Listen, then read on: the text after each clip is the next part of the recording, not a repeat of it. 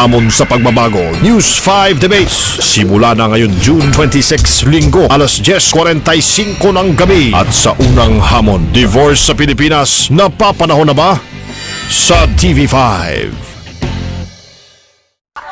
At katulad ng sinabi namin sa umpisa ng ating programa, tunay na aksyon ang ating ibibigay dahil sa unang pagkakataon, hindi lamang po pabor at kontra ang ipakikilala natin sa ating News 5 Debates dahil isa po itong hamon sa pagbabago. Kaya mapapansin po ninyo sa gitnang bahagi ng aming studio po ay may isang grupo.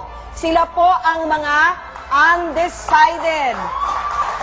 Yan, ang ibig pong sabihin yan ay hanggang sa mga oras na ito, wala pa po silang linaw tungkol sa kanilang paninindigan sa issue ng divorce.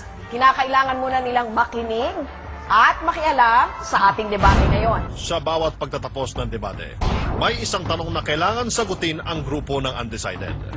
Gagamit sila ng ARS handsets. ARS basically stands for Audience Response System. So, ang ginagawa nito is you ask a question to an audience and then with the use of these devices, they answer through polling. So, for us to vote, kuha lang tayo ng keypad and then let's press the appropriate answer to the question.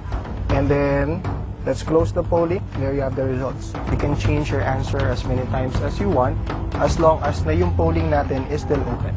Yung results, 2 seconds. So, nakapasok na lahat ng sagot.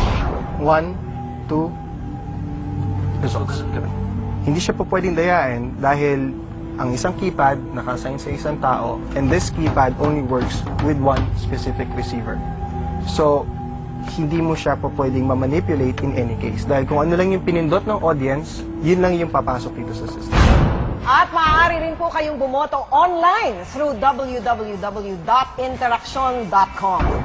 Tayo po ay naka-live streaming ngayon. Pwede rin po kayong maki-chat online. I-type lang ang www.interaction.com/divorce-debate.